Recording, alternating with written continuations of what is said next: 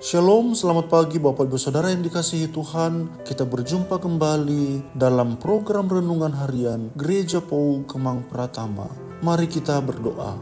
Bapa kami yang di sorga, Bapa yang kami sembah, di dalam nama Tuhan Yesus Kristus, hati kami melimpah dengan ucapan syukur oleh karena Engkau senantiasa ada bagi kami. Terima kasih Tuhan, di sepanjang malam Tuhan memelihara kami dalam istirahat kami. Saat ini kami mau merenungkan kebenaran firman-Mu. Sebelum kami masuk di dalam seluruh kegiatan kami memohon biarlah Engkau memberkati waktu ini, sehingga firman-Mu dapat kami pahami, terlebih kami dimampukan oleh Tuhan untuk dapat melakukannya. Di dalam nama Tuhan Yesus Kristus kami berdoa. Amin. Bacaan firman Tuhan pagi hari ini di dalam Roma pasal 2 ayat 17 sampai 29 dengan tema mempermuliakan versus mempermalukan. Ayat 21 dan 22 berkata demikian. Jadi bagaimanakah engkau yang mengajar orang lain, tidakkah engkau mengajar dirimu sendiri? Engkau yang mengajar, jangan mencuri. Mengapa engkau sendiri mencuri? Engkau yang berkata, jangan berzinah. Mengapa engkau sendiri berzinah? Engkau yang jijik akan segala berhala, mengapa engkau sendiri merampok rumah berhala? Demikian pembacaan firman Tuhan. Bapak, Ibu, dan Saudara, orang Yahudi merasa diri lebih baik dan benar daripada orang kafir karena mereka memiliki hukum Taurat, hukum yang Tuhan berikan kepada mereka sebagai bangsa pilihan. Orang Yahudi sangat bangga atas hukum Taurat. Tetapi Paulus menjelaskan bahwa yang penting bukan sekedar memiliki hukum Taurat, melainkan melakukan hukum Taurat. Bangsa Yahudi menganggap bangsa-bangsa non-Yahudi itu buta, berada dalam kegelapan, bodoh, belum dewasa, dan tidak berpengetahuan karena mereka hidup tanpa hukum Taurat. Namun, apakah orang-orang Yahudi lebih dewasa dan tidak berbuat dosa? Ternyata tidak demikian. Mereka bermegah atas hukum Taurat yang mereka miliki, tetapi mereka sendiri menghina Tuhan dengan melanggar hukum Taurat.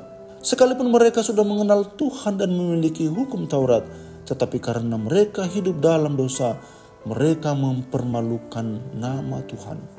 Melalui bagian ini, Paulus ingin menegur orang-orang Kristen Yahudi saat itu bahwa mereka seharusnya menjadi teladan bagi bangsa-bangsa kafir supaya dapat mendidik orang-orang non-Yahudi yang mereka anggap bodoh.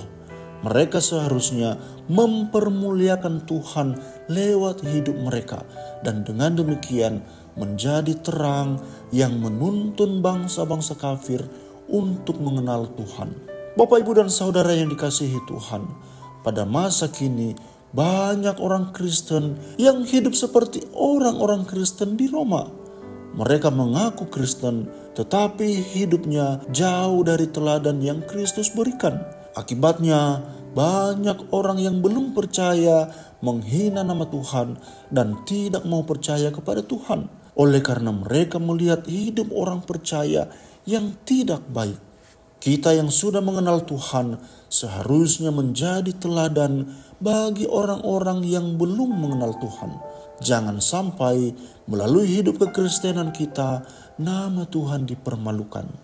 Sebaliknya, marilah kita mempermuliakan nama Tuhan dengan hidup seturut firman-Nya. Nyatakanlah kasih dan kebenaran Kristus dengan benar, sehingga kita dapat dipakai Tuhan untuk menuntun mereka yang belum percaya supaya datang kepada Kristus. Mari kita berdoa.